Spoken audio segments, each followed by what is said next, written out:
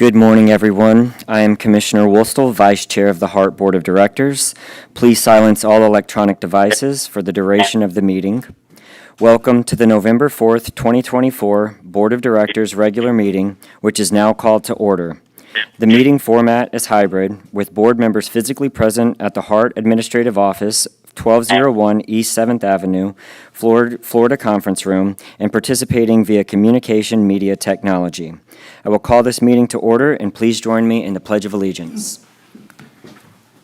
I pledge allegiance to the flag of the United States of America and to the republic for which it stands, one nation, under God, indivisible, with liberty and justice for all.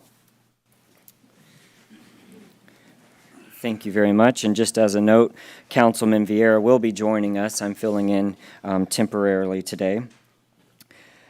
Next on the agenda, we will be taking public comment on scheduled agenda items, meaning that comments must pertain to an agenda item.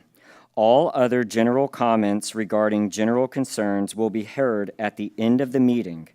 Before we open the public comment, I would like to read the following statement into the record. Excuse me, can we do roll call first? Do we need a roll call? Go ahead and do the roll call, just so we know who's here. Thank you. All right, roll call vote, please. Thank you. Chair Vieira, Vice Chair Woolstel, Present. Director Williams, Present. Director Cameron Cepeda, Director Hartfield, Director Henderson, Present. Director Hobbs, Here. Director King, Present. Director Knight, Present. Director McAlpatrick, Director Mechanic, Here. Director Miller, Here. Director Myers, Here. Director Schisler. Here. You do have a quorum, sir. Thank you very much. The HART Board of Directors welcomes comments from citizens about any issue or concern. Your opinions are valued in terms of providing input to the board members. When addressing the board, comments shall not be directed personally against a board member or staff member, but rather directed at the issues. This provides a mutual respect between the board members, staff, and the public. The board has set aside a 30-minute period for public comments in compliance with the HART Board Policy 2104A. Speakers were able to sign up to speak either in person or virtually at meetings by contacting the board administrator before 5 p.m. yesterday. Speakers were also given an opportunity to sign up in person today. I will call on speakers by name in order in which their requests to speak have been received. When addressing the board, please state your name and speak clearly. Up to 3 minutes are allowed for each speaker. Please refrain from any discussions on any matter brought up during public comment until after all public comment has been completed. I do not have the list of speakers. Thank you very much.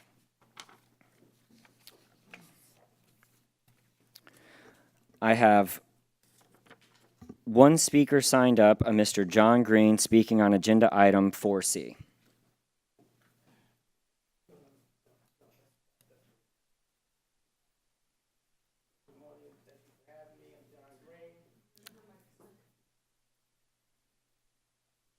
Good morning. My name is John Green, and I am opposing the selling of the buses.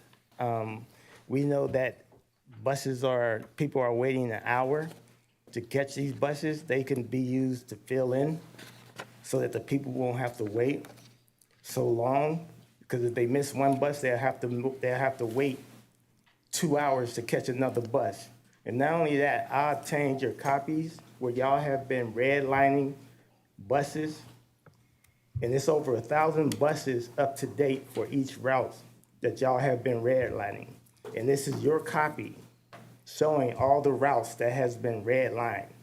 And since I can't seem to get this to any of the board members, what I'll do, I'll just take it to District 7 DOT and let them look at it so they can actually see where y'all redlining these buses. Thank you. Thank you very much, Mr. Green. I have no other speakers signed up. I will now close public comment. We'll move to the approval of the minutes. The next agenda item is approval of the meeting minutes from the September 23rd, 2024 meetings. The second and final public hearing on fiscal year 2025 final millage rate and fiscal year 2025 final annual budget, and the regular meeting of the board, which are included in the board's packet. Is there a motion to approve the minute? Move to approve. Second. All in favor, say aye. Aye.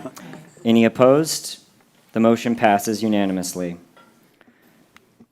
Approval of the consent. Finance and Audit Committee met on October the 21st, 2024, and advanced the items 4A through 4C for approval by the full Board of Directors. Are there any questions about the consent agenda? Seeing none, may I have a motion to approve the consent agenda? Move for approval. Is there a second? Second. All right. All in favor, say aye. Aye.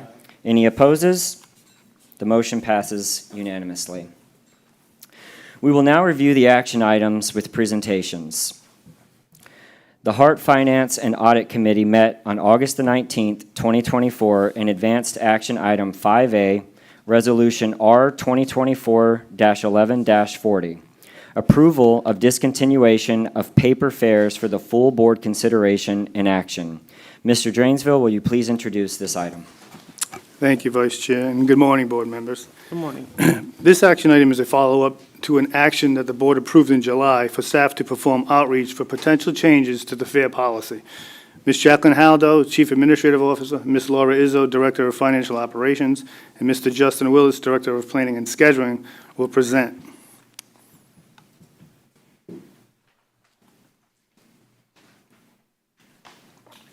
Good morning, Chair Wostall and members of the board. Today we're going, yes, it's on. Today we'll be doing a presentation on the HART fare policy changes. I'm going to be introducing it and then turning it over to Mr. Willits and then Ms. Hallow, and then I will wrap it up. So I'm going to turn it over to Mr. Willits. Morning, Vice Chair and members of the board. Justin Willits, Director of Planning and Scheduling, and I'll take us through the first half of this presentation. The timeline for the elimination of paper fares started in July with our approval to conduct public outreach and hearings. In August and September, we conducted a fare equity analysis to evaluate impacts, develop mitigation strategies, conduct outreach and hearings, and today we are presenting the findings to you. And in January, we'll complete our transition to the elimination of the paper fares. So as part of this process, Title VI fare equity analysis is completed, which is an assessment conducted by a transit provider to determine fare changes, either increases or how fare changes, either increases or decreases, will result in a disparate impact on Title VI populations. A disparate impact is a procedure or practice that appears to be neutral, but has the effect of disproportionately excluding or adversely affecting members of a group identified by race, color, or national origin. A disproportionate burden is a procedure or practice that appears to be neutral but has the effect of adversely affecting low-income populations greater when compared to other groups. HART is required to comply with all aspects of the U.S. DOT's FTA Circular 4702.1A/B, or -B, Title VI requirements and guidelines for FTA recipients. The FTA requires that recipients conduct a Title VI fare equity analysis prior to making any changes to its fare program. The framework for that analysis to 1, develop disparate impact policy and disproportionate burden policy with public participation. 2, analyze the data. 3, assess impacts. 4, modify the proposal if necessary. 5, if there's a finding of a disparate impact, examine alternatives, and then determine if you find a disproportionate burden. The Title VI findings and mitigation strategies. The finding was eliminating paper passes raises some concerns because I'm sorry, there's some other stuff on my screen blocking me here. Because it may impact low-income and unbanked riders. Our mitigation strategies are to continuously conduct outreach regarding the elimination of paper fares and the convenience of Flamingo fares, provide training for HART riders on how to use Flamingo fares, allow a grace period where paper passes will coexist with Flamingo fares, and transition unbanked riders from paper passes to physical plastic Flamingo fare cards. And this also applies to riders without smartphones.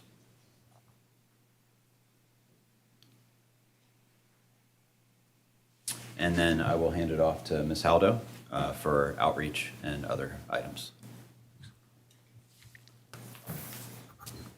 Jackie Haldo, good morning, Vice Chair and members of the board. I'm the Chief Administrative Officer. I'd like to say I'm representing the marketing team today. We have our new marketing director, David Botello, who has joined us.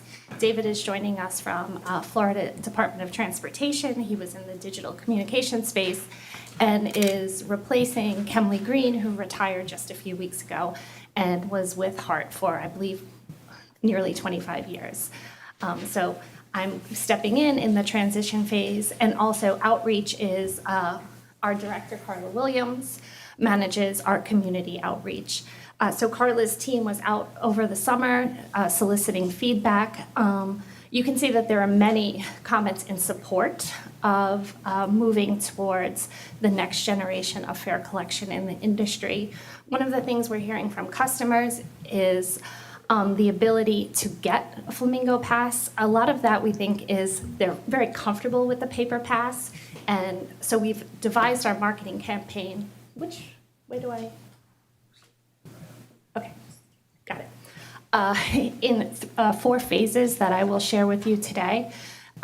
Kicking off now this week, our awareness phase, and it's really spending the next week on social media and at transit centers distributing information as to what a Flamingo card is. But this should not be new to customers. Flamingo cards have been in the system for about 4 years now. And then we'll move to the engagement phase, where Carla's team, as well as members of marketing and communication, will be at transit and transit centers. We'll have QR codes on sandwich boards throughout the system for customers to learn about the online resources and how Flamingo will benefit them. And customer service folks who manage our phone system will be able to share Flamingo fares information with customers. Then we'll move into what I think is the critical piece, is the education component, where we're going to reach those customers who may be underbanked, lower income, and seniors, who lots of seniors have expressed a concern of the technology, so we will go right into senior centers and community centers and do trainings, and we'll be working close with Ms. Williams' team on those trainings. In December, we'll do a community focus and have some fun around the holidays. We'll do the 12 days of transit and do some fun giveaways with the Flamingo card, as well as continue to double down on the awareness and education component. Our our website will be completely dedicated to the elimination of the paper pass and the replacement of the paper pass with the Flamingo card and other ways you can pay, which do include cash and credit cards. And then we'll end the year with just a follow-up. We'll look through our comments that we receive at the community centers and senior centers and see if there's places that we can go back and visit at the beginning of the year, because we know that January 5th will be an important day for our customers. So we will continue the education and going out into the community into January.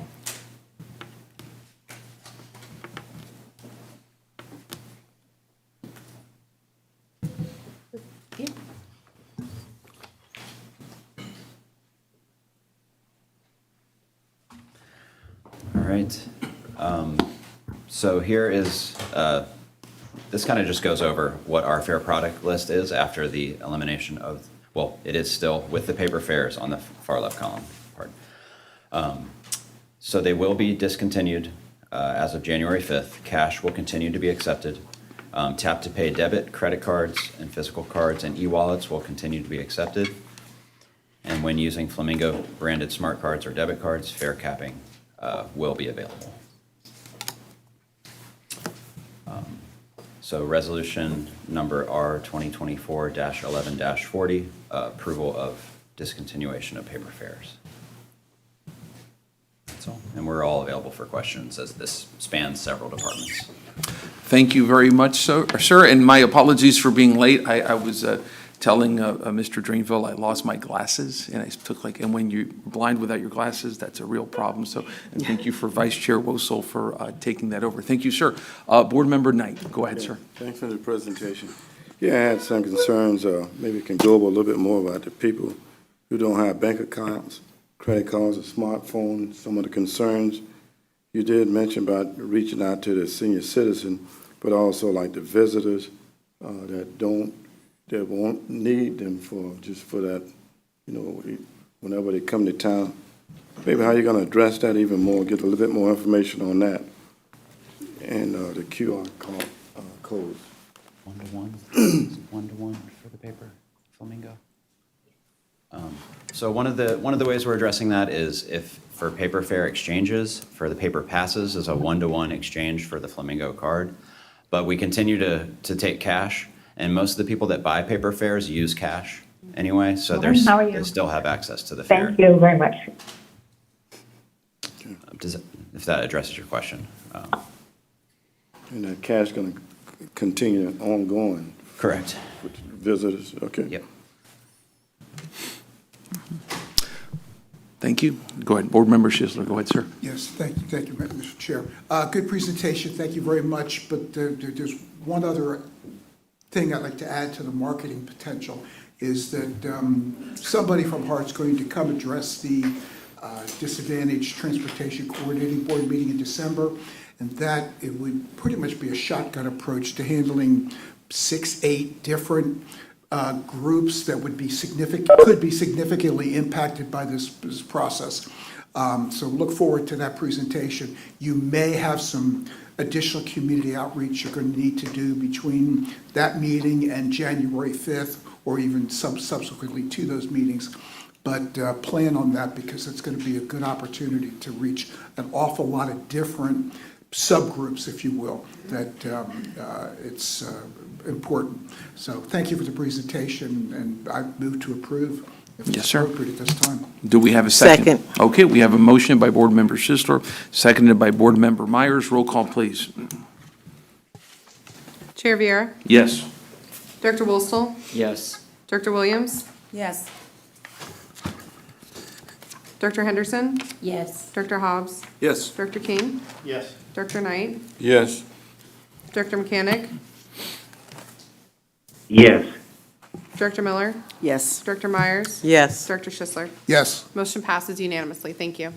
Thank you very much. Next, the HART Operations and Safety Committee met on October 21st of 2024 and reviewed action items 5B and 5C. Action item 5B, resolution number R2024-11-41, which is approval of the HART Title VI program update to submit to the Federal Transit Administration. Mr. Drainville, will you please introduce this item? Thank you, Chair. So the current HART Title VI program expires December 6, 2024, and requires that it be approved by the Grantees Board of Directors. This is a standard update required every 3 years, and Mr. Matthew Whitesides, Business Ethics and Compliance Officer, will share an overview of the Title VI program. Mr. Whiteside, you're recognized, sir.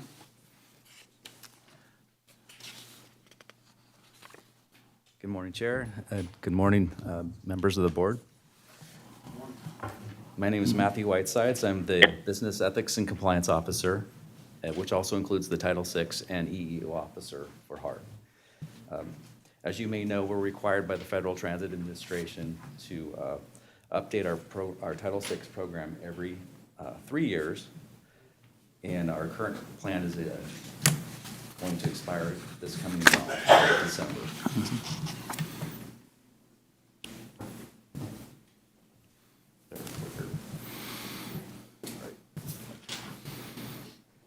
All right, in this presentation, I'm going to cover the definition of Title VI. I'm going to cover the public notice and complaints, go over the public participation plan, the language assistance program, the service standards and policies, and then finally the demographics and service profile.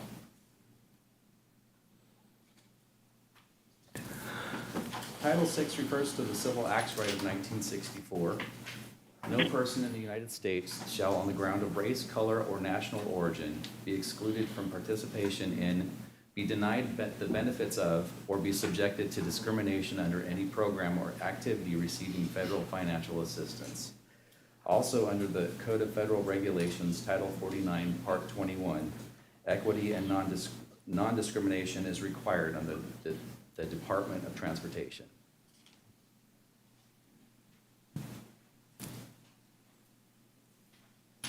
Here's an example of the public notice. We provide a public notice showing that HART operates our services and programs without regards to race, color, and national origin.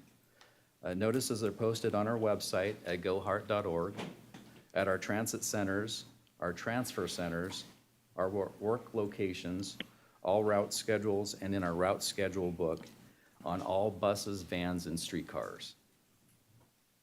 Complaint forms are also available on our website at gohart.org, at our transit center customer service windows, and at all HART work locations. Complaints may be directly filed to the FTA, or they can be submitted to me as the Title VI officer.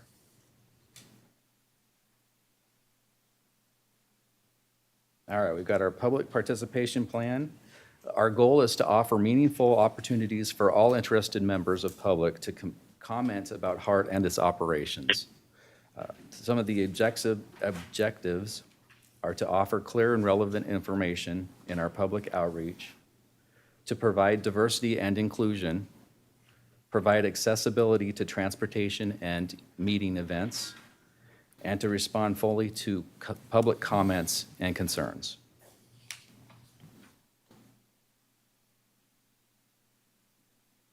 All right, on the next slide, we're going to talk about the Language Assistance Plan. Consistent with Title VI of the Civil Rights Act of 1964, the Department of Transportation's implementing regulations and Executive Order 13166, improving access to services for persons with limited English proficiency, or LEP, HART developed its Language Assistance Plan to ensure that all members of the public, including those persons who do not speak English as their primary language and who have limited ability to read, speak, write, and understand English, have access to HART programs, services, and written documents. And you can see on the slide there's a density map. The darker shades are a higher density of non-speaking, non-English speaking populations. We also have a third-party vendor for translating other languages besides Spanish.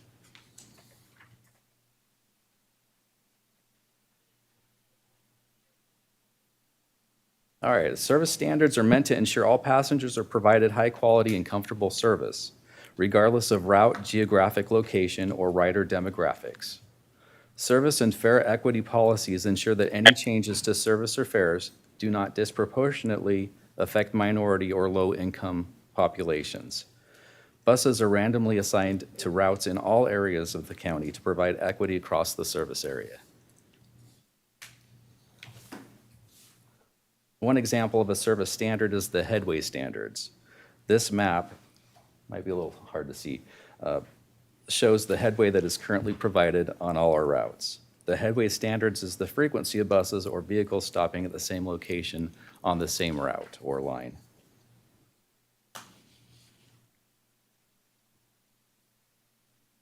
And here we have the demographics and service profile.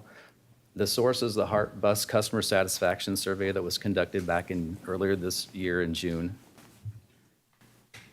Please note that 54% of Hillsborough County is part of a minority population, while that same metric is 58% for HART service area.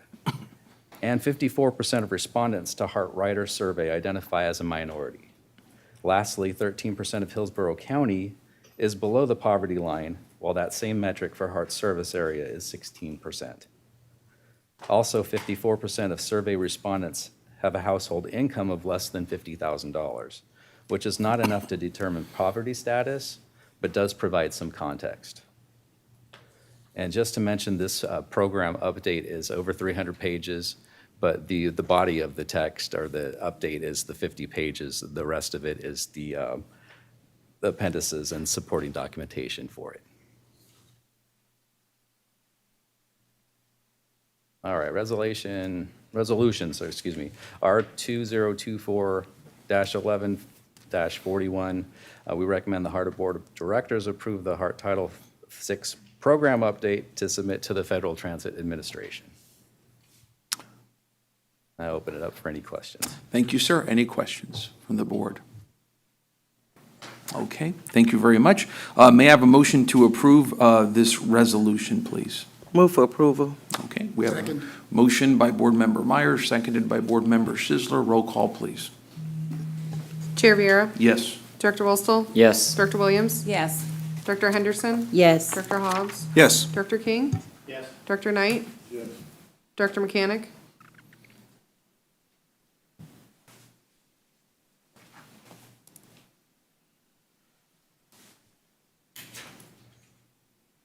Director Miller? Yes. Director Myers? Yes. Director Schisler? Yes. Director Mechanic, you're on mute. Okay. The motion passes unanimously.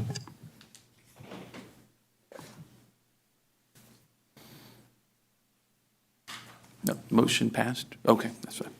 Sorry, okay. The final action item is 5C, Resolution Number R2024-11-42, approval of the HART Public Transportation Agency Safety Plan, PTASP, and authorize the submittal of its certification to the Florida Department of Transportation for full board consideration and action. Mr. Drainville, will you please introduce this item?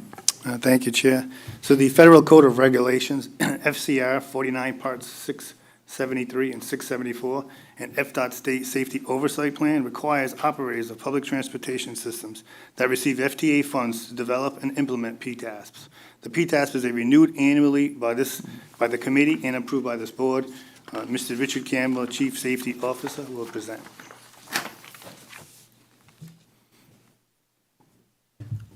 Good morning, Chair, Directors, Mr. Drainville. My name is Richard Campbell. I'm the Chief Safety Officer, and I'm presenting approval for the PTASP. As Mr. Drainville stated, the PTASP is an annual document that has to be updated. 49 Part CFR 673 and 674 do require that transit agencies that receive federal funds have to maintain and update their PTASP annually.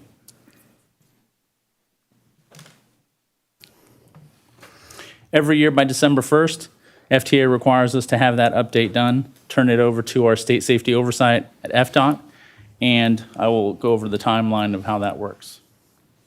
All right, my staff, we review it, we approve it, then it goes to our executive team, the CEO, and then it goes to our Health and Safety Joint Safety Committee, which is comprised of half labor and half management. Once that's approved, then we send it on to FDOT for the final approval. The PTASP, the purpose of the PTASP is to give federal guidance for safety and how to manage that risk through SMS, Safety Management System.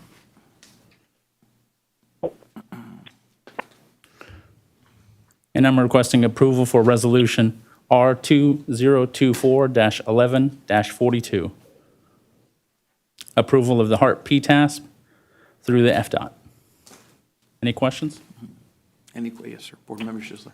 Thank you, Mr. Chair. Good thank you for your Thank you. presentation.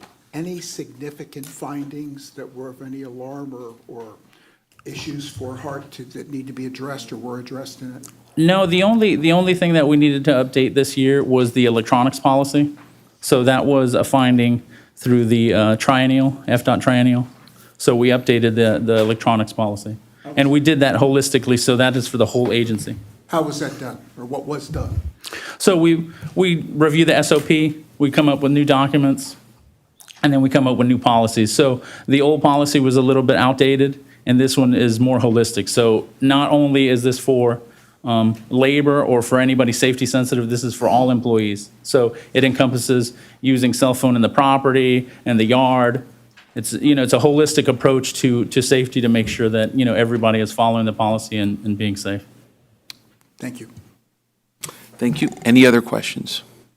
Okay. May I please have a motion to approve Resolution R2024-11-42?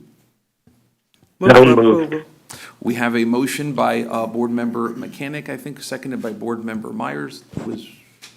Roll call, please. Chair Viera? Yes. Director Wostel? Yes. Director Williams? Yes. Director Henderson? Yes. Director Hobbs? Yes. Director King? Yes. Director Knight? Yes. Director Mechanic? Yes. Director Miller? Yes. Director Myers? Yes. Director Schisser? Yes. Motion passes unanimously. Thank you very much. Before the board this morning is a presentation of the Hurricane Milton Preparedness Overview.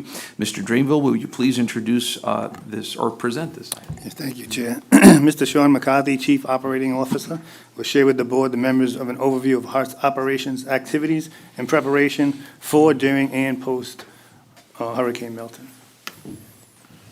Good morning, Chair Vieira, members of the board, and CEO Drainville.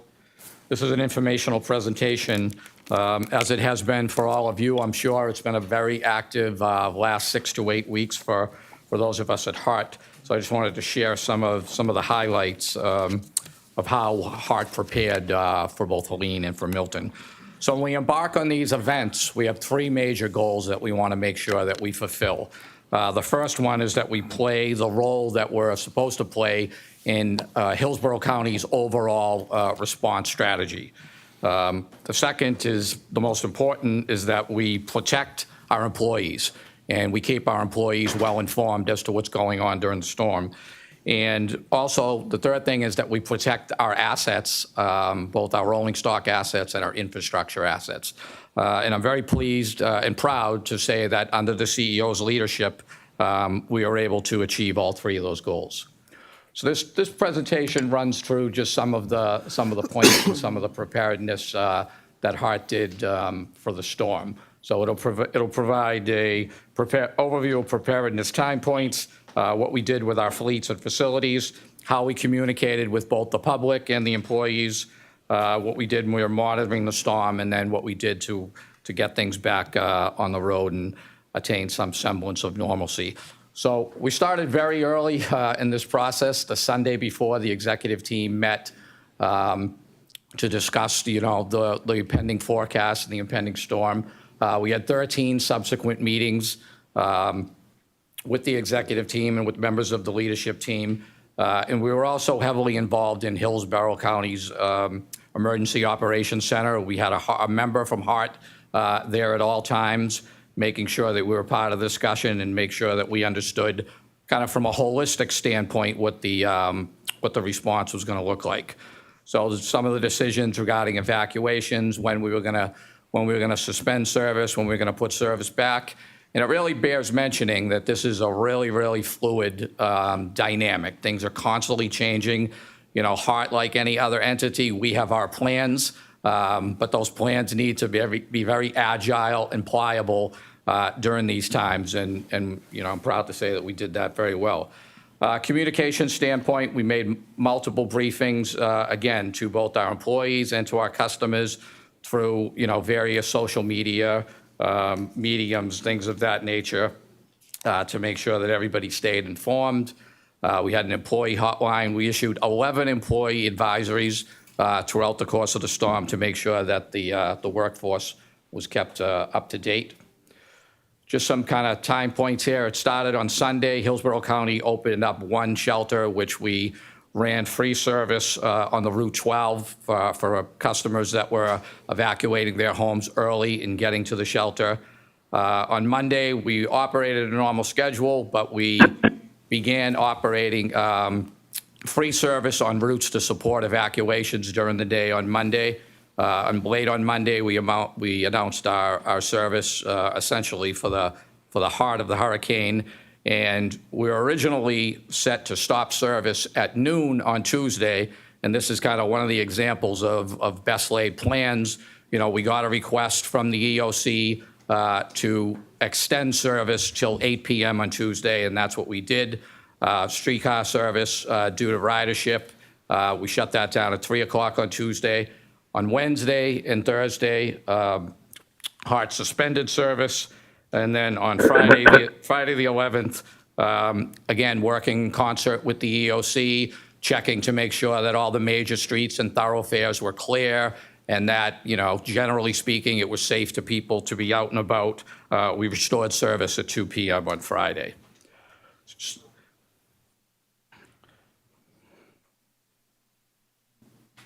So some of the activities that we did, again, relative to our rolling stock, we took 50 vans, moved them to higher elevation at the University of South Florida.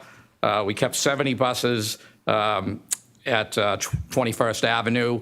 And one thing that we do is we put the fleet in a U-shaped configuration, kind of almost as a shield. It's a very innovative thing that the maintenance folks came up with, and we use kind of the older diesel buses and some of our contingency fleet essentially as a shield to protect our newer rolling stock, and it protects against projectiles and things like that. On Tuesday, we moved 33 buses to higher elevation at our Hidden River property, and all of our streetcars and service vehicles we secured here at Ybor. From a facility standpoint, on October 7th, the facilities group started doing their due diligence prior to the storm, clearing all the grounds of debris, anything that could end up, potentially causing a flood, anything that could end up in the air that may damage, again, rolling stocks, sandbagging entrances, making sure the generators were tested, things of that nature, all kinds of electrical, due diligence to make sure that we were able to come back up after the storm was over. In terms of communication, again, it's a very important part of our response. The initial weather advisory went out on Monday, and then we continue to provide updates, again, both to our employees, to our customers, and through the EOC. Restoration of service was on Friday, as I spoke to earlier. Again, we can't just put the service back out there. We have to go through a number of steps to make sure that not only, streets and roads throughout Hillsborough County can accept our service, but we need to make sure that our own infrastructure has survived the event and is ready to go. And we were back in service the afternoon of the 11th. So, we play almost kind of a reverse role after the storm. People who are at shelters and need to be returned home, we meet them at our various transfer centers. They transfer from school department buses, put them on our buses, and we get them home. And again, this is something that bears mentioning. Concurrent with Hillsborough County's emergency declaration, we went free service for not only the first part, so this actually is an error. We went straight through till October 28th. For the entire emergency declaration, we provided free service. So just in concluding, we play a critical, again, holistic, countywide role in emergency management. I think this is another great example of HART's criticality to our community. Not just every day, 9 to 5, moving people, but during events like this where HART is really, really called upon to play a critical role. We want to thank, first and foremost, our employees for the amazing job that they did. They go out of their way and they put even, I think, their own families, safety and so forth, second to serving the customers and serving the citizens of Hillsborough County. And I think in our business, sometimes we forget that our employees are just regular people. They have the same anxieties and needs at home that we all do. And they put those aside to come in and make sure that, they're serving the community. And I think they deserve special recognition for that. That's it. I'd be happy to entertain any questions or comments from the board. Any comments or questions, statements? Yes, ma'am. Thank you, Mr. McCarthy. I just want to commend you as well as the entire HART team on the steps that were taken. I felt myself that we got a lot of communication and kept us up to speed as to what was happening and why it was happening. So a situation like this is always good to prepare, even though we may not get the impact that we initially expected, but the preparation was even more important. So thank you for your work, and please pass that to your team. I will. Thank you. And I see Mr. Mechanic. You wish to speak, sir? No, Oh, no, sorry. I did not. Okay, sorry, sir. Anybody else? Yes, sir. Vice Chair Wostel, go ahead, sir. I just wanted to remind the board and the members of the community, if you didn't see it, and it probably should have been read into the record, in my opinion, on this topic, which was the letter from the president of the ATU thanking Mr. Drainsville for his communication during the storm. It was a hectic time, and things could have not went as well without proper leadership. So I want the community to know that even the president of the ATU supported them. Thank you very much. Yes, sir, well said. Anybody else? Yeah, no, on my end, obviously, a terrible time. I've been out with and spoken with virtually all the elected officials here, and been out at events. I know board member Wosel and I were in Forest Hills and have gone. I've spoken a lot with, obviously, board member Miller on East County. Board member Myers and I were just out at Timber Falls in a very interesting meeting, right? Very interesting meeting. But just everybody here, and it's you know, just a very difficult time. And our HART workers, like you said, have done great. Mr. Drainville, like Vice Chair Wosel said, has done a really, really amazing job. I think it would be smart to, you know, maybe so many of our HART workers have had a lot of different challenges during these hurricanes, and maybe at the next town hall that we have, which I'll probably do it this month, have somebody from either a member of Congress's office, either Lee or Castor, somebody who can connect folks with FEMA, with any FEMA problems that there may be, et cetera, because a lot of HART workers have obviously had so many challenges. I also have to give a shout out for HART. You know, we were out at Timber Falls at 113th, where there were folks who wanted to leave Timber Falls, just a working community. It got flooded, Zone X, very unanticipated, right next to a pump. And I won't get into what happened or what apparently happened. But we had some folks, Senator Collins helped us get Operation Gray Bull Rescue. I believe their new name used to be Project Dynamo. And they helped a lot of people. And then we have a HART bus that took about 15 or 20 people to shelter, which was a great, you know, example of everybody working together. And I'll tell you, the HART workers that were out there, some of them had taken big hits during this storm, but they were there with open hearts, just wanting to help and love on people, because that's what our HART workers do. So just, again, my hat's off. So thank you, sir. Board Member Knight, go ahead, sir. Again, thanks for the presentation. And I also agree, first of all, even moving to those higher ground, the staging area, because there was a lot of places, noticed like Fowler, 15th Street, a lot of the areas, either through debris or trees or whatever, and even the operators and the bus drivers detouring, but making sure that they do whatever they need to do. I've seen HART buses everywhere and rerouting, allowing the people who have had things happen to utilize the transit system still, and some needed to for evacuation or whatever.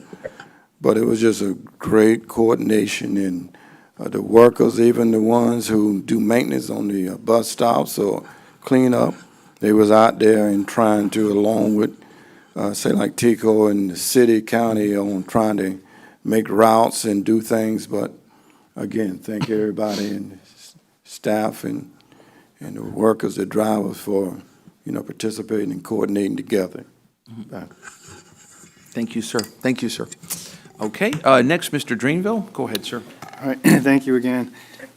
So I continue to meet with members of the legislative delegation, strengthening our relationships and increasing awareness about HART service, projects, and initiatives. On October 24th, I met with Representative Cheney.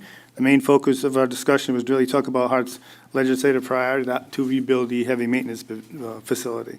I did show a lot of photos of the flooding and the challenges we faced with that facility, and I think that conversation was very productive. And as reported last week, in accordance with the authorities provided by Section 20.055 Florida statutes, the Office of Inspector General is initiating an audit of HART. This audit will be performed as part of the OIG's mission to promote integrity, accountability, and process improvement in the Department of Transportation. by providing objective, facts-based assessments to the department. This audit was selected as part of the FY 2024-25 annual risk assessment and placed on the annual audit plan. A 30-minute entrance conference was scheduled for November 13th to review the proposed scope and the tentative objectives for the HART audit engagement. HART did submit the quarterly update for damages that occurred in 2023 and 2024 during major declared disasters to the FTA. This helps them determine if a supplementation emergency relief apportionment is needed. HART reported on the damages from Hurricane Idalia, Helene, and Milton. HART staff is working on gathering detailed records to submit for FEMA for reimbursement as well. HART has been authorized to receive alternative fuel tax credits for claims for the use of its compressed natural gas. Quarterly claims are filled on Form 8849, Section 3, claim for refund of excise taxes. This credit was initially terminated December 31st, 2021. This credit was subsequently reinstated in August of 2022 through the Inflation Reduction Act, with new claims beginning October 1st, 2022 and ending December 31st, 2024, at which time the program is set to expire. Payments for all IRS forms submitted for the alternative fuel tax credit for the period of October 1st, 2022 through June 30th of 2024 have been received in total of $2,119,603. The third calendar quarter return between July and September was filled out October 22nd, 2024 in the amount of $244,000. Fourth quarter 2024 will be the final quarter eligible for filing before the program runs out, and this return will be filed in January of 2025. Last Friday, November 1st, the Florida Public Transportation Association held a special board meeting to review the guidance from FDOT on reporting administrative costs. As a background, effectively July 1st, 2024, Chapter 2024-57, LOF amends Section 341.071 FS, Transit Productivity and Performance Measures. By adding subsection 4, this new provision requires public transit providers to disclose certain information and documentation relating to its budgeted and general administrative costs. So beginning the 1st of November, 2024, and every year thereafter, public transit agencies are required to report certain transit productivity and performance measures pursuant to section 341.071, 4, B, and D. FS public transit providers receiving FDOT transit block grant funding are required to report the following. So to certify whether the transit agency's administrative costs are above or below the state average, to report on the line item budgeted report of its budgeted and actual general administrative costs for the previous fiscal year, to report all salaried executive management level employees' total compensation packages, to report on the ridership performance and metrics based on the most recent closeout of NTD data, and to list any gifts as defined in S112.312 accepted in exchange for contracts.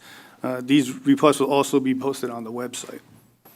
This is all to comply with the HB 1301 provisions. So that was that new bill passed last year. And before I conclude, there was a motion passed on the last board meeting to speak about public comment on the 457 retirement. So I'm going to ask Ms. Brenda Bailey, Director of Legal, to come up and give the board a review of that retirement plan.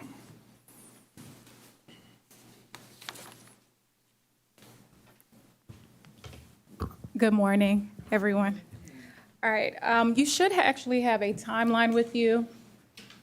Thanks to our marketing and communication team, they were able to prepare for us a timeline for the 457 plan. Do the board members have one at their seat? Okay, it's coming. Okay, thank you. Sorry about that. Just joking. All right, but this address is in response to the public comment at the last board meeting regarding HART's 457 plan. So the timeline, while it is on its way, I just want to give you some context. All HART employees participate in the FRS plan. That's Florida's retirement system plan. So this 457 plan that is raised to be at issue, it's elective, secondary, and it's a secondary source of retirement income. So in May of 1986, HART's retirement plan was established with Hartford. At that time, there was a contract that went along with the plan. In 2003, that plan was amended, and the language that went along with that amendment read as follows, that the contract owner, being HART at the time, specifically agreed that the company, Hartford, had the absolute right to pay the balance at discontinuance in 6 equal installments, plus any interest that would be due annually over a period of 5 years. So in 2012, Hartford sold those plans to Mass Mutual, and in 2020, Empower acquired the funds from Mass Mutual. In 2022, Hart's HR manager at the time discovered or identified issues with the current 457 plan and determined that it would be in better interest of the employees who participated in that plan to move that plan from Empower to a new plan administrator. So under the consent and authority of that the CEO or executive team at that time, that decision to change the plan was authorized. In 2003, August 2003, HART employees received notice of transition from Empower to Mission Square, the new plan administrator. And in that notice, HART employees who participated in the plan were advised that your savings at Empower will be transferred automatically into similar funds at Mission Square. If you have a balance in the general account on November 3rd, assets in this fund will transfer over 5 years. 1/6 of your balance will transfer 30 days after the transition date, and the remaining balance will transfer annually to Mission Square on the anniversary date of the original transition. At that time, there were about 467 of HART employees that were in that general fund. On September 23rd, HART employees received notice inviting them to information sessions regarding this transition. So there were 3 in-person information sessions that were conducted, September 11th, 2023, September 15th, 2023, and another on September 25th, 2023. In addition to the in-person sessions, there were 3 virtual sessions that were afforded to employees for those who could not attend in person, September 1st, September 18th, and September 20th, 2023. In addition, for the employees who could not attend in person or virtual, all presentations remained online and available to all employees on our employee portal in ADP. So only about 45 employees would have attended in-person sessions that were offered. I'm not quite sure the numbers with respect to virtual attendance, and I'm not quite sure how many would have tapped into our ADP portal. Nonetheless, on November 13, 2023, that was the effective date of transition from Empower to Mission Square. At that time, there were 443 accounts remaining in the general fund, signaling that 24 employees would have actually moved their funds out of the general fund. Now, the value of that general fund is $7,192,419. Now, as far as these employees having access to their funds, as of December 6, 2023, so last December 6, the employees who had any funds in the general account, they were able to tap into or access 20% of those funds last December 6. This upcoming December 6, they can tap into another 20%. And then every December 6 thereafter through 2027, they're able to tap into another 20% of their funds. There were several comments that I'd like to address specifically from the last board meeting. The first being, there was a clause in the contract that was overlooked during the transition to Mission Square. The transition moved forward without fully informing employees of the impact, and that is not true. This provision was identified early on as an issue with respect to this transition, and I believe that it was communicated effectively to the employees for a significant period of time and via several means of communication prior to this transition. The employees received written communication from HART as well as our plan administrator at the time. They were invited to in-person sessions, they were invited to virtual sessions, and in addition, this communication remained accessible to all employees to this day. Further, the comments state, we are not blaming Empower. They are simply enforcing their contract. HART did not do their due diligence in thoroughly reviewing this contract and clearly communicating the impact to employees. Again, that is not true. HART met its duty of providing adequate notice to employees regarding the impact of this transition to Mission Square. Another comment, we strongly urge HART to collaborate with Empower to find a resolution, whether that means renegotiating or signing a new contract with Empower. As previously noted, that contract provision back in 2003, where it was amended and it gave the plan administrator at that time the absolute right to do exactly what they have done, that's exactly where we are. At this time, HART is not in custody, control, nor possession of any of the funds held in this general account. And as a result of that as a result of that contract provision back in 2003, Empower has the absolute right to proceed in the manner in which they have chosen to proceed. HART, by way of HR, its broker, as well as internal counsel, we have attempted to mitigate these issues for these employees, but have been unsuccessful. We have demanded payouts. We've tried to do, as best as we can to kind of tap in, but they have chosen not to proceed. Now, I'd like to advise this board as you consider a response to these comments. HART had a duty to give notice and notice of the impact of this transition, and I think they proved that, or they will prove if necessary, that they have done so. Although unfortunate, and we do empathize with the employees that have been affected, I think it's important to note that these employees would not be able to successfully make a showing of fault on HART's part as it relates to any failure on their doing to move their funds in the time that was prescribed for them to do so. Any discussions to make employees whole in the form of paying out this $7 million general account, I think would not be at the recommendation of council for many reasons. Specifically, I believe that it would be a violation of this HART's board policy, specifically 140.02, as well as the inability and undue burden on HART to ensure that it is then made whole from its employees once Empower pays out. Considering we are not in custody, control, nor possession of the funds, these employees stand to receive their funds in 20% increments. If we decided to pay anything out, it's hard for us to find ourselves. We're not in privity of that contract or in that relationship, so it's hard for us to kind of situate or create a situation in which we can guarantee repayment back to HART.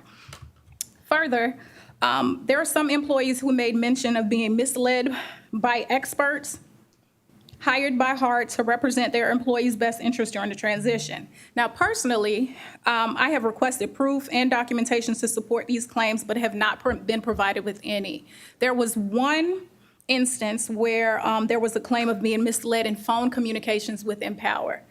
We were able to track down each and every communication that was by phone. I had a phone call with Empower and email correspondence. They were actually able to track down every phone conversation. They were listening to everyone, and they came back and determined that those claims were baseless and unsubstantiated. So, but moving forward, if there are any employees who have been misled and can prove that, they can definitely, and they have the option to proceed with the insurance commission. And in addition, if they need any assistance, my team is more than willing to help them along the way. I believe that it would be a dangerous precedent if this board would create a solution for employees who failed to move their funds in a timely manner. We run the risk of additional employees seeking the board to address similar issues. For example, missing an open enrollment deadline, and so on and so forth. But legally, if required, this HART will show that it met its duty of providing adequate notice during this transition. And at this time, I would not recommend that this board take any action on this matter. Thank you, ma'am. Any questions or comments? Board Member Henderson, Vice Chair Wosel. Thank you. Good morning. When you provided the notification to all of the employees and offered the in-person sessions and the virtual sessions, was it outlined clearly at that time that they would be involved in a 20% payout over each year until all the funds were, available to them at 100%? Was that explained to the employees that remained?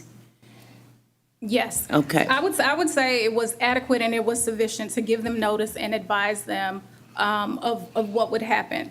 And in addition, they had the opportunity to show up in person to kind of flush that out. In addition to that, HART HR also remained on staff and available should they have any issues that they needed to address or if they needed clarification. While we don't necessarily have expert financial advisors Right. on hand, we do have the means to communicate and bridge that gap and make sure that, make them readily available to address their issues. But yes. Okay, so the people who did move their funds, it was like 20-something people that decided to move their funds.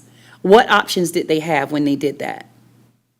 I think I need further clarification. So there was initially 467 people that were going to fall into this situation, and it ended up where 443 remained.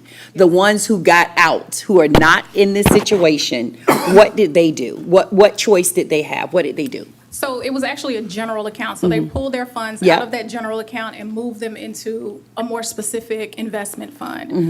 And there's Most a likely lot- they went to the training? Most likely, Okay. I would say.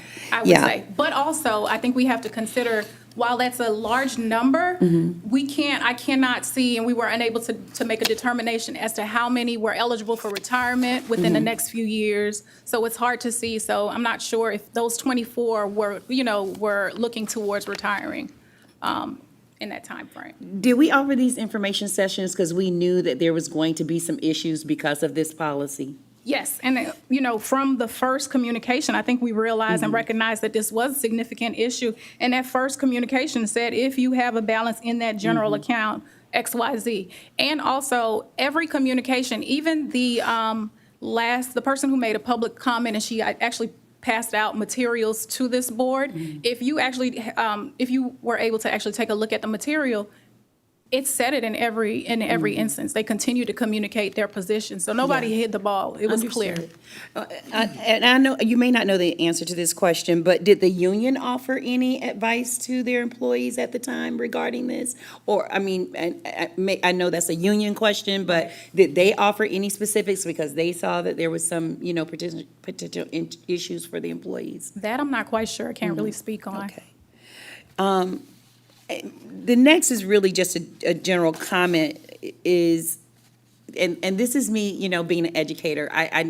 The people that are involved in this situation, it's not good, but it's also not HART's responsibility. It's like, you give them the information, and now that it's over and there's nothing we can do about it, we do empathize, but there's nothing that we could do about it because we did do something about it before we got into this situation. And it is, our responsibility based on what I'm learning on this board is that, we can't dive into the solution because we did the preparation in the beginning. And I know that's hard to hear, but I just want to go on record as a board member in saying that I do empathize and, with every person that falls into a category where they feel like this is hurting them. But at the same time, it's not a loss of your funds. That's one thing for sure. You're not losing your funds. It's just the availability of assessing them over a period of time. Thank you. Thank you, Board Member. Board Member Wosold and Board Member Schisler. Thank you. That was excellent legal work. We discussed a number of years ago, something was changed where I, as an employer, couldn't even help a young employee on their W-4 to not claim 7 to avoid the taxes, because I knew they didn't understand what that meant, but they made it to where I can no longer extend that common sense to them because it's not my place. And just as Councilman Vieira can't offer legal advice in his role up here, we can't as employers offer financial advice. So I will go ahead and move to receive the report, and I know that there's some other people in the queue. Yes, sir. Thank you, sir. Board Member Second. Schisler. Oh, and Board Member Mechanic, if you wish to speak after Board Member Schisler, you'll be next, sir. Thank you. I'm not asking to speak. Oh, okay. Thank you, Mr. Chair. Very good report. Thank you, Ms. Bailey. I think that everybody, all the board members recognize that we kind of sort of did everything we could do other than have them sign a paper. And that's not something that we can do, nor should we do. So I echo the sentiment to accept the report. And we have other things that we need to move forward on, and thank you very much for your efforts. And people got to pay attention to what they're being told, everybody, even us. So, thank you. Thank you very much. We have a motion to receive and file by Vice Chair Wosel. We have a second by Board Member Henderson. Roll call, please. Chair Viera. Yes. Director Wolstall. Yes. Director Williams. Yes. Director Henderson. Yes. Director Hobbs. Yes. Director King. Yes. Director Knight. Yes. Director Mechanic. Yes. Director Miller. Yes. Director Myers. Yes. Director Schisler. Yes. Motion passes unanimously. Thank you. Thank you very much. And yeah, as some board members said, it's very difficult. A lot of times I'll get documents from my 401k and I'll never open them. And for all I know, they're going to say something like this. So it's a very human thing to do, and I think that's what's so painful. So now, with the chair's report, are you finished, sir? Okay, just making sure. So very briefly, as part of my report, I wanted to congratulate the HART marketing team for their outstanding achievements for the Florida Public Transportation Association Marketing Awards in September. The team won first place for the overall Best of the Best for the Heart for All campaign and first place in the print category for the Autism Spectrum Disorder Inclusion Guide, a great resource for customers getting started with HART and employees on understanding hidden disabilities. Obviously, these awards, which I have here, are very close to my heart. I very involved with folks with disabilities. My oldest brother's intellectually disabled, and I know we have HART Board members with personal connections on that. So thank you, HART Board and HART staff and everybody for your really hard work on this. So, yep, let's good clap. And you know what I was thinking, actually, Mr. Drainville, that we could maybe have another plan another Heart for All meeting perhaps in December or January. So I made a note of that.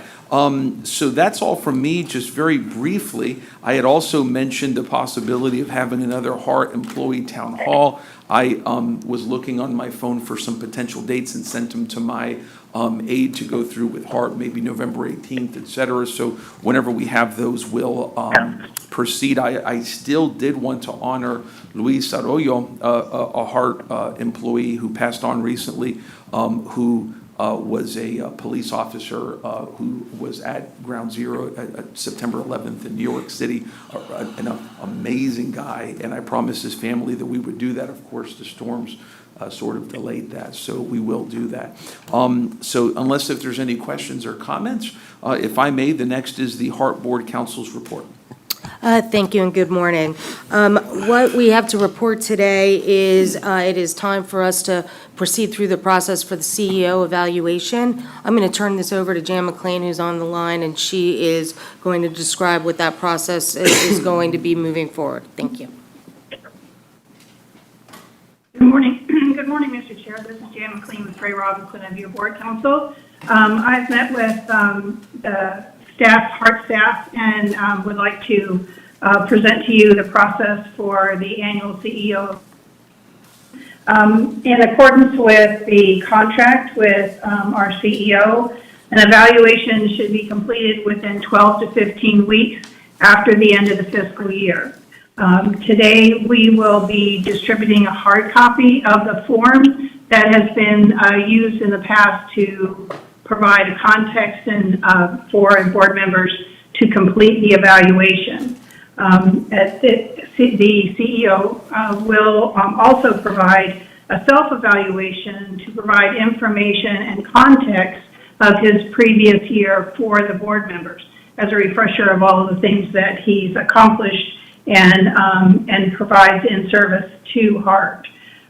Once we receive the CEO's self-evaluation packet with that document, as well as a fillable form for evaluation, will be sent to all board members. We anticipate that date to be around November the 18th. Subsequent to the receipt of that, we are asking all board members to take the time to complete the form, read Mr. Drainville's self-evaluation, and return the form to HART no later than December 20th. That provides about 30 days for the completion of that form. And then the item for discussion will be placed on your January 2025 board meeting for discussion and action. And if anybody has any questions, I don't know if you've actually received the form, but we can take questions on the form as you've had the time to review it. But that's actually the process and the timeline. We're passing the form out now. You'll also receive it via email, so you can review, and if there's questions, feel free to reach out to one of us for any comments or questions. Thank you. Is that it, or? So I want to repeat so that everybody understands that you're receiving hard copy today. You'll receive your entire packet on or about November the 18th, and please return it no later than December 20th.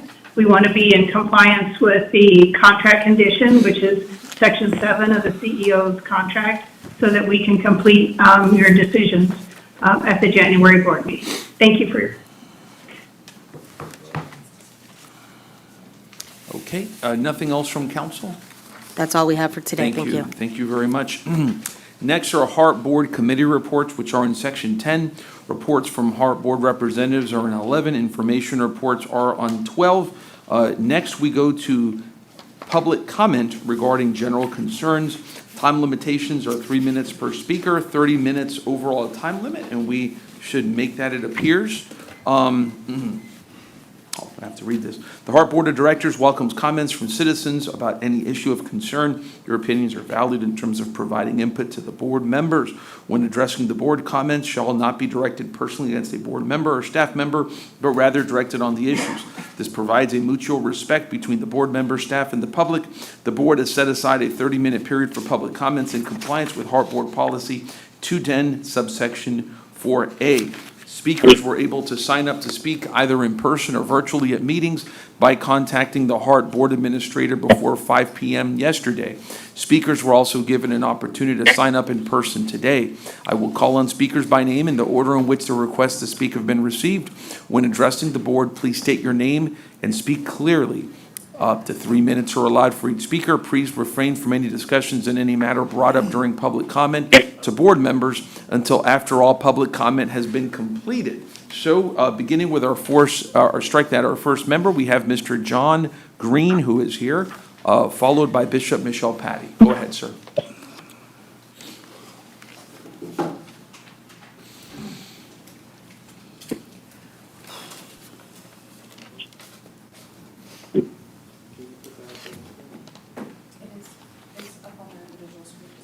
Okay, what you're looking at is, I'm John Green, what you're looking at is a letter from Letitia. Okay, what you're looking at is a letter sent to the CEO of the company from the president of ATU. And what this is about when the employees voted down the contract, and she wrote a letter to him explaining her position on it.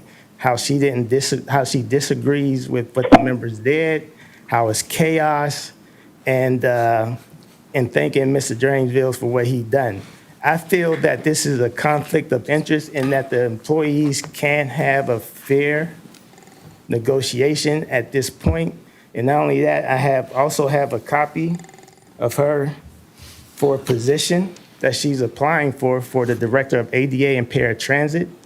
And these employees just can't negotiate a contract when you got the president of the ATU, the vice president, and the executive board with the ambassador program going to work at 4 o'clock in the morning, 10 hours a day. You running red lines. How can they negotiate a good contract when you got the president writing letters like this? This is just bad for the employees, and in terms of how can they get a fair, good faith contract? That's the question that needs to be asked. And in terms of the public, the COO said that, y'all did good, and that's great, right? But I have a letter here from you on your letterhead where you charge the public from the 12th, 13th, and 14th and then send out a letter on the 15th saying that you're going to stop the fares. You have already charged the public to ride these buses. It's time for this board or the administration to really stop with the fabrications when it comes down to the community, because y'all actually hurting them real bad.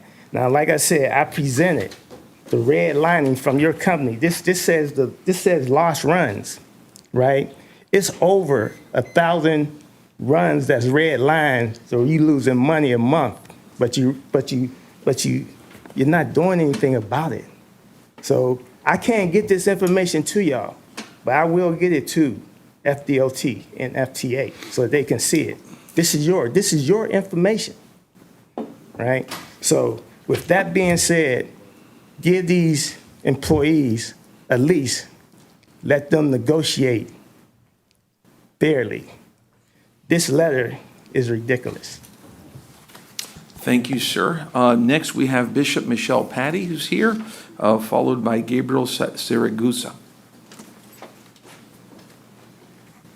Good morning. Good morning. I'm Bishop Michelle B. Patty. I came with one concern, but now I have many, starting with the public comment. When we first came, you were able to speak in the beginning. Now you are in direct conflict with yourselves. The first line, it says, the HART Board of Directors welcomes comments from citizens about any issues or concern. Now you have split it up in two parts. I don't know if it's done to discourage speakers from staying to the end of the meeting. Bus drivers have to leave to go to work. If you don't want the board members to hear what the public has to say, but there was no proper notice given to the citizens that this is being done here, that you're going to have split in two different times to speak. So that's number one. Number two, I'm very concerned about the HIPAA law. People are calling out sick, saying they can't come to work, but yet they're being asked to give diagnosis of why they can't come to work. That's illegal. And it's against the HIPAA law for you all to ask for this type of information. It's documented. There's letters that people can show you where they've been asked for this information. A young lady was here. She had to leave early because she couldn't stay for the whole meeting, but she was randomly drug tested. And with this drug tested, they said that it was not human or something about the urine. She suffered the consequences. Later to be found out that she had not had any drugs in her system, but still she's paying the consequences right now today because they took her route from her. There's a lot of impropriety that is going on here at HART. The community is being made aware of these improprieties. We're not going to just sit back and allow, as it was stated earlier, these people are human. Yes, they are human, and they should be treated with decency and respect. They are given all that they have to work during hurricanes and everything else, but they are being mistreated by the board. Now, I don't know who's giving y'all these different reports, but why don't you make it convenient for the public? And even at this time of day, it's inconvenient. People have to take off from work to come and speak, but there are people that will come and stand. But when you pull shenanigans such as this, splitting up the agenda, it shows that you're really trying to keep the public voice from being heard. Because at City Council, one thing that we do know in County Commission, we speak in the beginning, and then if you have an issue on an item you want to speak, then you speak to the item on the agenda. This is not so here at HART. I've been here, I spoke, this is brand new, nobody knew what was going on, and like I say, it's looked like it's by design to shut up the drivers and the community for coming here and speaking out and letting our voices be heard. But we would not be silenced. As we see today, tomorrow, people are voting. We would not be silenced we would come here by any means necessary to let y'all know what is going on. Thank you. Appreciate you, ma'am. Next is Gabriel Siragusa, followed by Alan Brewster, if I'm reading that correct.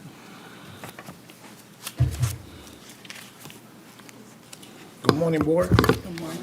My name is Gabriel Siragusa. I'm an over 21 years employee over here.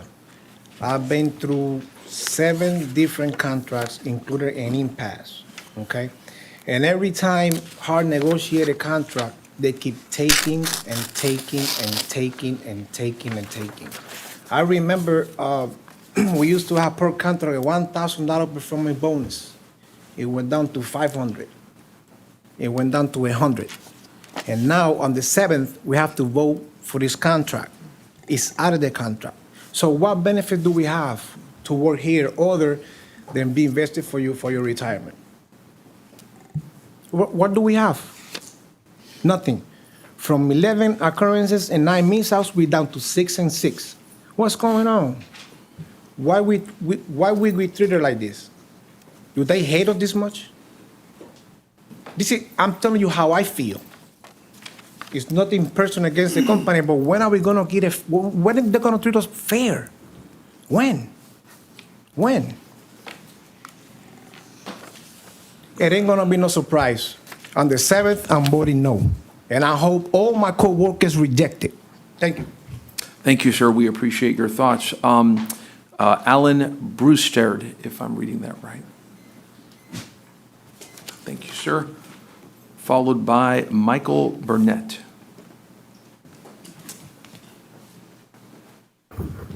Good morning, everyone. I would like to speak to the issue of the doctor's notes. When a driver books off, HR says that we have to bring a note that says either from an emergency room or urgent care. And it's very biased. And I will give an example. I'm a diabetic, and if I get an ingrown toenail, that is very dangerous. You don't go to the emergency room for an ingrown toenail or the urgent care. You need to go to a specialist. So if I don't go to the emergency room, which is redundant, because they're going to tell me to go to the podiatrist to do the ingrown toenail. So if I bring the note back from the regular doctor, they telling me it's not acceptable. Or my daughter has seizures. Been dealing with this for 10 years. I know what to do when she has a seizure. The doctor's office has trained me.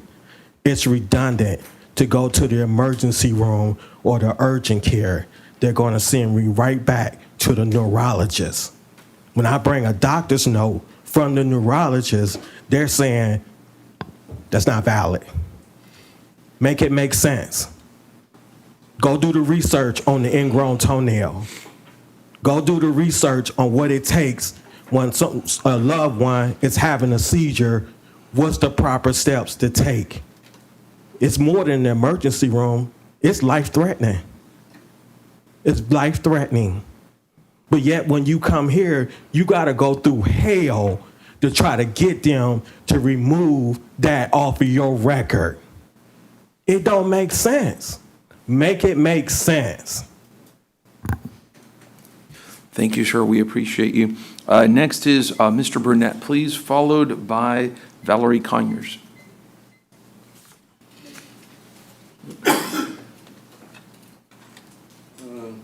Good morning. Good morning. Okay, so it's been a big change since the first day I'm coming here. We didn't have no security, but we got security now. And everybody behind me is an adult, and they harmless. So I say that to say this. That shows how you feel about us. Okay? Nobody here is to hurt nobody. We here to let you know what's going on because HR and certain other people don't care. Okay? That's just the bottom line. They don't care. Because we bid every 3 months on work that we want to do. Right? So now, because that session you had with the director of scheduling, we bring our concerns to him. Nothing get answered. I asked to myself, I said, how are we doing the Route 48 from UATC to Net Park in like 35 minutes? How are we doing that? He says, okay, In order to fix that, we need to add another bus. So I said, okay. And we don't have the buses and we don't have the employees. And then I say, okay, so now you're saying that safety is out the door. Safety is out the door now. Because they have to maintain a schedule that we can't keep. Okay? And this is another mental health problem. Because we out there behind them wheels, driving like crazy, and nobody cares. So, the 34, they added 10 minutes. 10 minutes each round trip, and that adds up to about an hour and 10 minutes. But we bid it on these runs. So that means the person that was bidding at that time could have took that run. So you can't do that within a markup.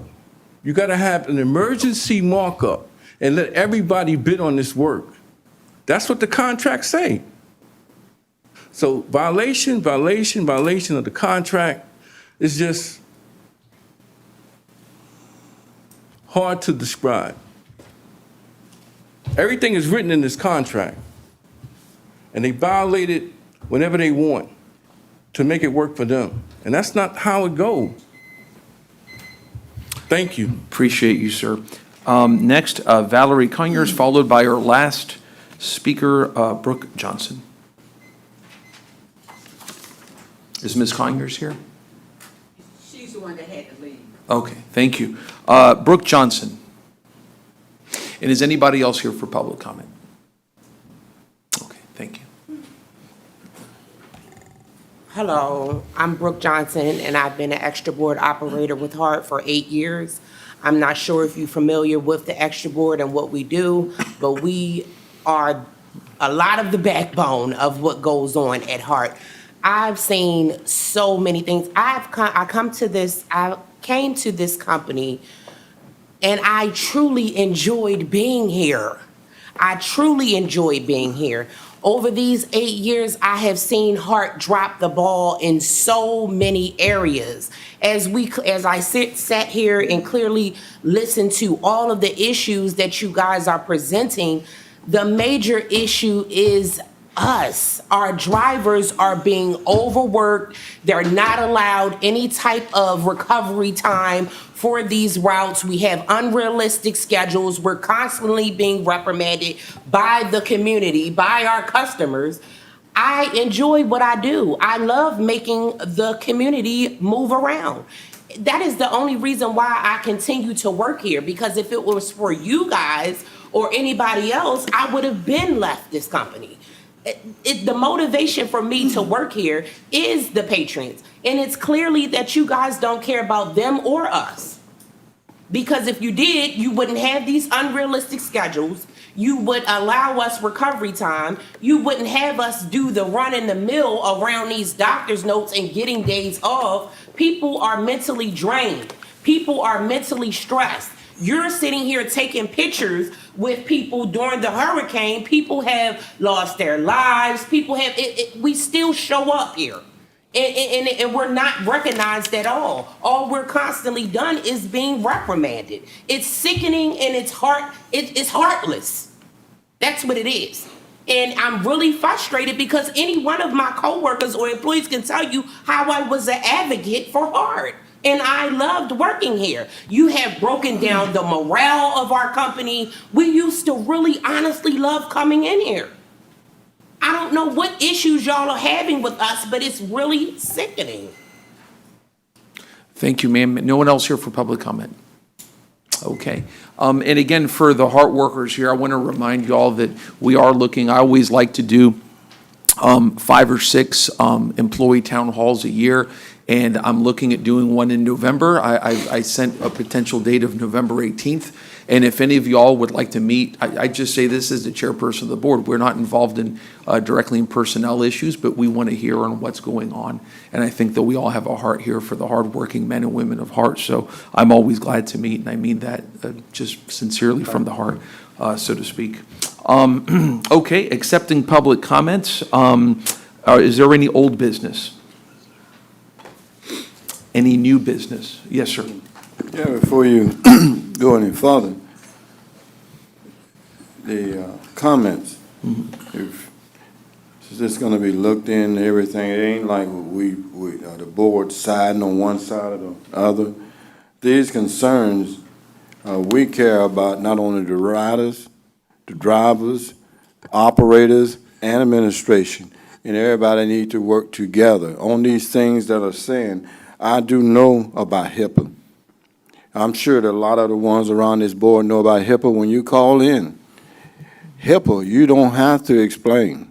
I work for one of the biggest company around, and everybody know I'm sick is sufficient enough. You don't have doctors and things that work for HART or whatever. If these true, I don't know, but these are some allegations, but they need to be addressed because you don't need to just have where it's town hall meetings or whatever. If these some concerning, we are here to be, and it's looking like that the board is all for anything, and that ain't the case.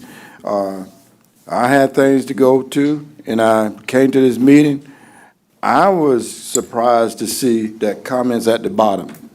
We need to be, fair on things. I'm not trying to pick sides or whatever. What I'm saying, though, is these things here need to be addressed, Chair, and if you could look into them and get back with us, and so we can work together. We need the drivers and operators, everybody working together. That's what make HART.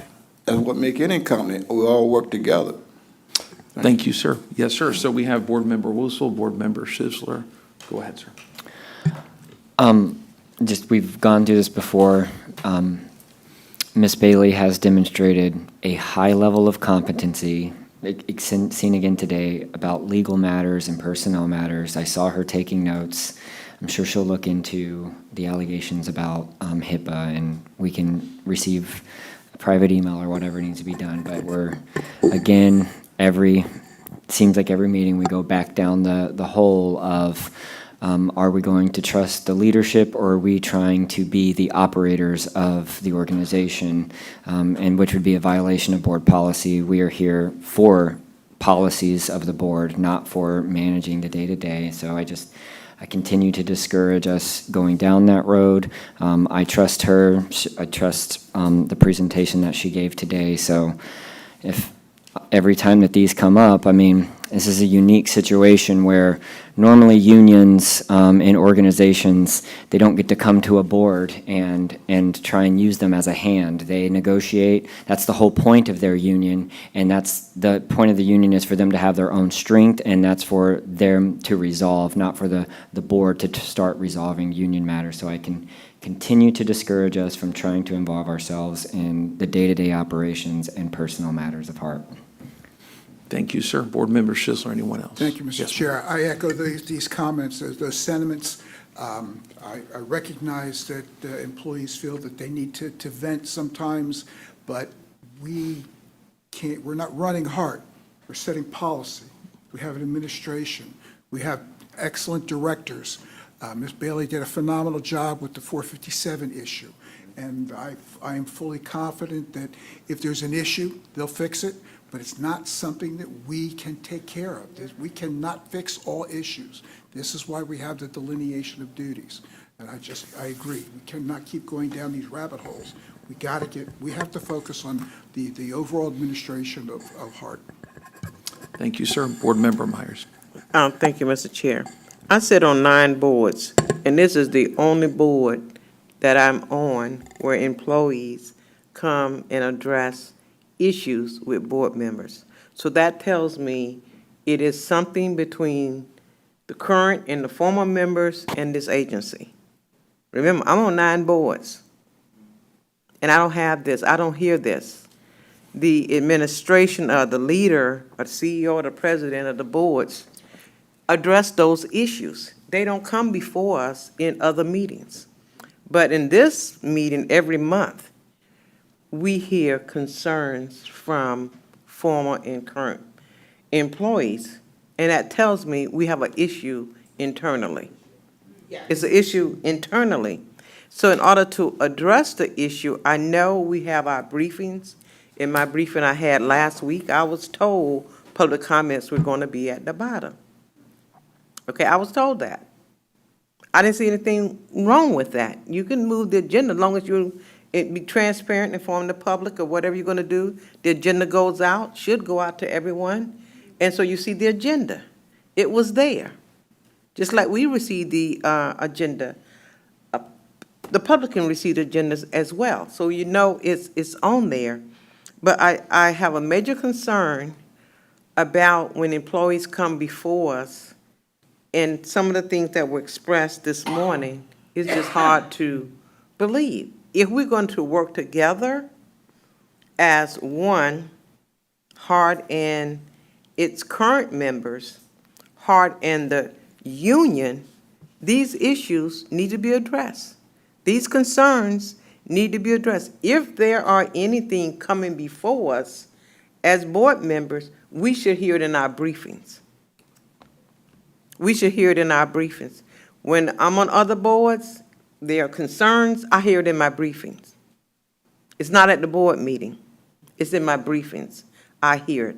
So we might have to change how we have our briefings to say what concerns or issues the agency is dealing with, then business as usual. We're approving all the agenda items and all of that, but no major issues until we get in the boardroom. That's not how we run an agency. Hillsborough County, the BOCC, the large one, and the bond administration, never heard that. As a former county employee, worked for Hillsborough County government for 25 years, never heard that under Pat Beam, Dan Clayman, Mike Mayer. None of that. And listen to the board. So it's what we do as a board member to strengthen this board and a better relationship between current employees, former employees, and our union. And I'll leave it there. Thank you. Thank you, ma'am. Anyone else? Okay. And I'll just say very briefly in closing, for me, it's always a balance, which is we don't want to misrepresent, thank you very much. We don't want to misrepresent what the board can and can't do, but we're also here to listen. And for example, I do town halls, not because I have nothing to do with HR as the person who runs these meetings, but I do it because I think it's important that we know what's happening with our workers and that we have a pipeline to talk to them, people on the ground, how we can do better. I think it's an important balance and whatnot. So that's, I think that, you know, hearing from people is important, but we also don't want to overstep to things that we lack the authority to do. I think that's improper. So any further comments on that? Okay. Oh, sorry, I thought I saw something. Okay, so there being no new business, we will adjourn. After this meeting, it appears that there is a committee for the claims and litigation. So please, when we leave here, let's have it nice and quiet, I guess, for the folks. Thank you again. And if you haven't voted, please vote. Thank you.